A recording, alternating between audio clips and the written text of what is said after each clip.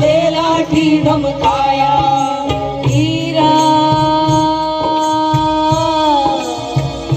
ओ कबीरा कबीरा कबीरा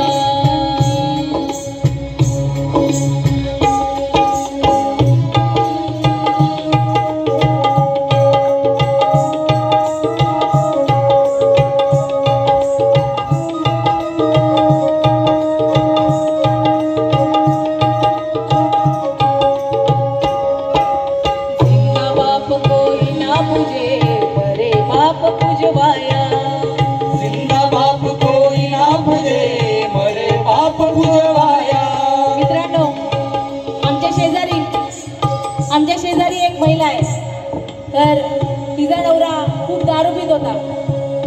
इतका दारू पीत होता की दारू पिऊन पिऊन त्याचे लिव्हर खराब झाले आणि बिचारा गेला.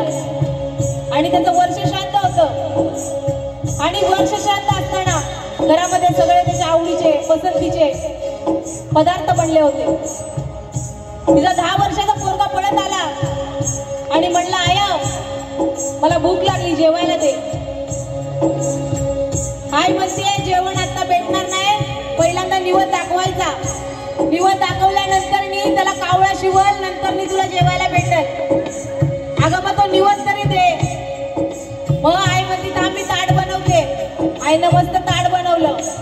चिकन, बिर्याणी, पुरणपोळी, त्यानंतर भजी, सगळं असं ताट भरलं. पोरगं टेरेसवर गेले, वाट बघते आत्ताच कावळा येईल, मगच कावळा येईल. वाट बघून बघून तो वैतागला, खाली आला. आईला म्हणतो, आय कावळा येईना झालाय, मला तरी जेवाय वाट. आई म्हणली थांब जरा. आईनं गलासामध्ये एक 30चा पॅक टाकला आणि म्हणली आता जा आठव. पोरगा गेला ग्लास घेऊन आणि तो ग्लास असा ठेवला. तेवढ्यात कावळा आला. कावळ्यानं बरोबर येऊन त्या ग्लासातच तो उडवली आणि जो काय कावळा जिंकला, पोरगा म्हणला येऊन माझा बाप आहे. कारण दारू पिल्यावरती पाया पडायला उभी राहिली तर असे एका मागून एक असंख्य कावळे आले. कोण चिकन खाते, कोण बिर्याणी खाते, कोण पुरणपोळी खाते, कोण भजी खाते. पोरगा आईला म्हणते, आय यातला माझा बाप कोण? आईने डोक्यावर हात मारून घेतला. ही परिस्थिती आहे आपल्या देशाची. कबीरांनी हजारो वर्ष पूर्वी लिहिलेले डोळे आज देखील तेवढे चालतायत. आणि ही शोकांतिका आहे आपल्या देशाची. जिवंतपणे माणसांना जपा, त्यांना जे आवडेल ते देण्याचा प्रयत्न करा. मेल्यानंतर या कर्मकांडात अडकू नका. हे हजारो वर्ष पूर्वी सांगितलंय कबीरांनी आणि ते आजही लागू होते. कबीर काय म्हणतात पुढं?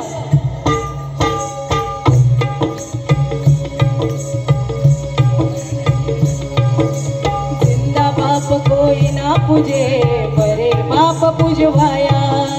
जिंदा बाप कोई ना पूजे, बड़े बाप पूजवाया.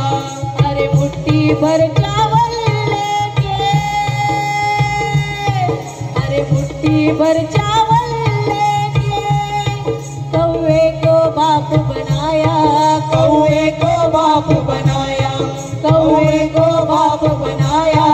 कौवे को बाप बनाया. कबीरा ओ कबीरा कबीरा कबीरा.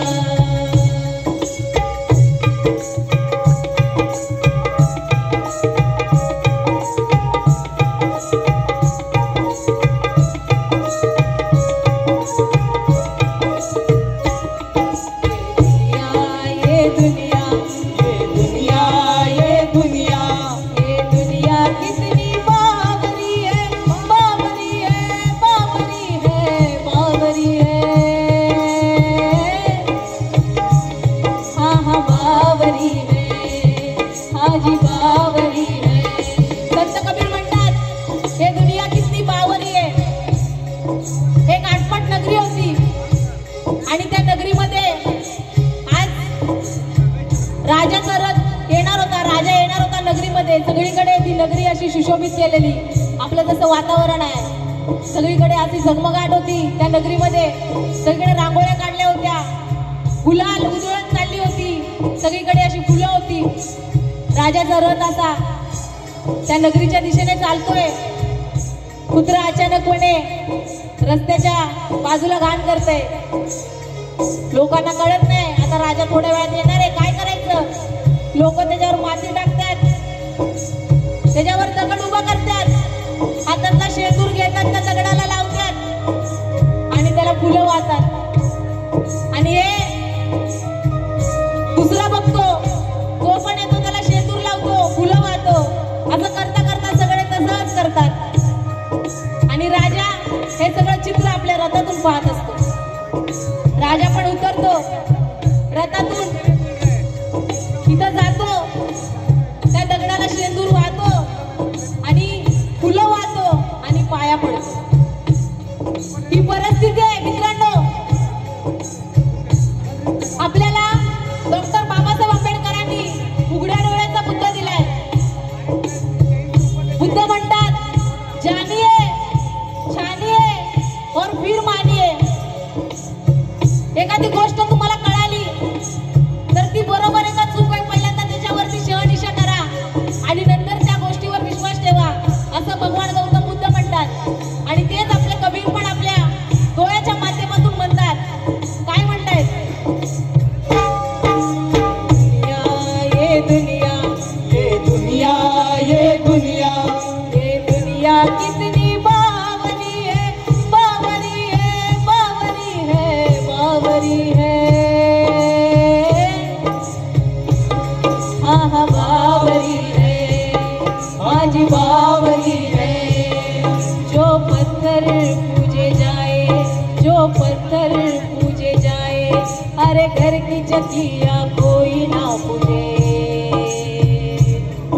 अरे घर की चकिया कोई ना पूजे. जिसका आटा खाए कबीरा, जिसका आटा खाए कबीरा, जिसका आटा खाए कबीरा, ओ कबीरा, कबीरा, कबीरा. माटी का एक नाग बना के पूजे लोग लुगाया, नाग बना के पूरे लोग लुगा